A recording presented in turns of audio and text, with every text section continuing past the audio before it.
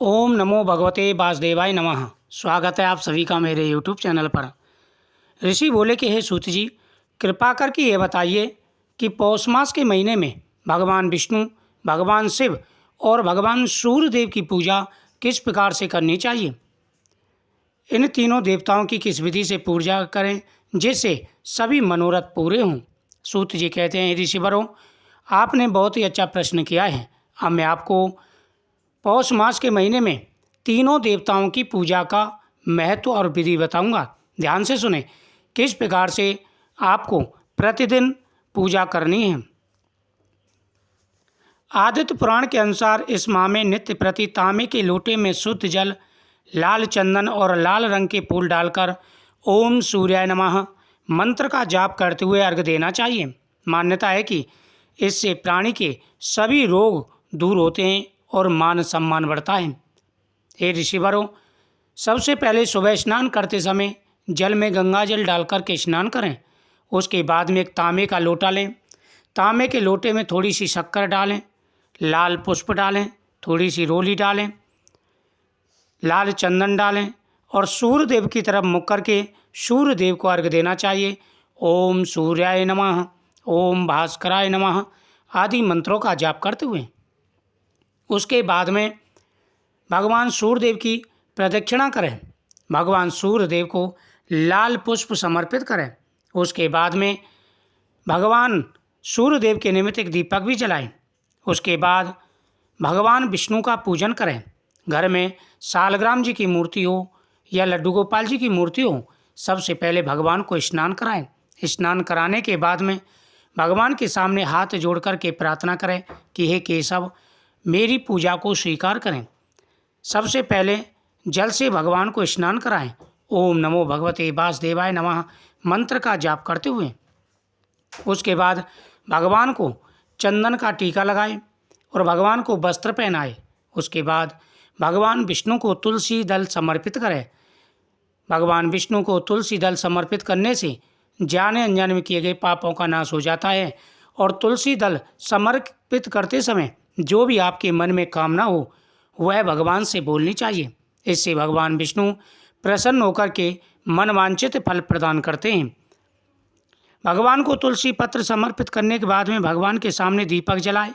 भगवान के सामने नैवेद्य समर्पित करें। भगवान के सामने आप चावल और केले का फल, मक्खन, मिश्री आदि चीज़ें समर्पित करें। भगवान के सामने हाथ जोड़ के प्रार्थना करें कि हे गोविंद, आप इसे स्वीकार करें। धार्मिक मान्यताओं के अनुसार पौष के महीने में भगवान सूर्यदेव की पूजा करने से आ रही सारी व्याधियाँ और सारी परेशानियां दूर हो जाती हैं। पौष माह के हर रविवार को व्रत रखकर तिल चावल की खिचड़ी, गुड़ सूर्य नारायण को समर्पित करने से व्यक्ति जयस्वी बनता है, मान सम्मान बढ़ता है। पौष माह में अमावस्या, संक्रांति, पूर्णिमा, एकादशी पर विशेषकर पितरों के निमित्त श्राद्ध करने से पितृदोष दूर होता है व जीवन के दुख दूर हो जाते हैं। पौष मास में अमावस्या आए, संक्रांति आए, पूर्णमासी आए और एकादशी आए, विशेषकर इन 4 तिथियों पर इन 3 देवताओं की पूजा का बड़ा महत्व होता है। जब भगवान विष्णु की पूजा कर लें उस समय भगवान शिव का पूजन करना चाहिए। भगवान को पहले गंगाजल से स्नान कराएं। गंगाजल से स्नान कराने के बाद में भगवान को भस्मी समर्पित करें। भगवान को आप समी पत्र तथा बेलपत्र समर्पित करें।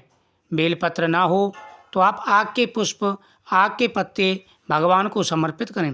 भगवान को गुलाब पुष्प, कमल पुष्प समर्पित करें।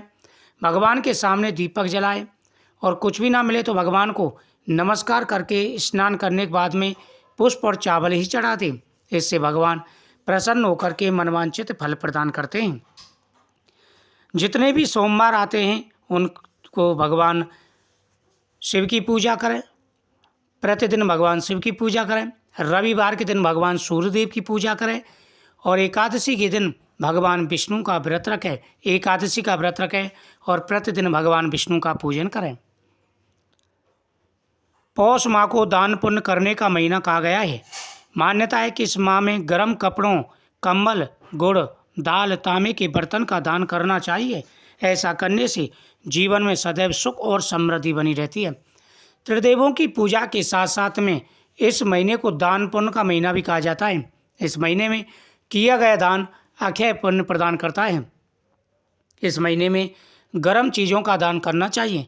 गर्म वस्त्र हुए या आप तिल गुड़ आदि का भी दान करें, इससे हर प्रकार के कार्य बनने शुरू हो जाते हैं। पौष माह के दौरान भगवान विष्णु की पूजा बेहद ही फलदायी मानी जाती है। ऐसे में इस पूरे महीने श्री हरि विष्णु के नामों का जाप अवश्य करना चाहिए। साथ ही मंदिर जाकर कुछ दान पुण्य करना चाहिए। ऐसा करने से विष्णु भगवान के साथ साथ माता लक्ष्मी की कृपा भी प्राप्त होती है और व्यक्ति के सभी कार्य बन जाते हैं। ओम नमो भगवते वासुदेवाय नमः।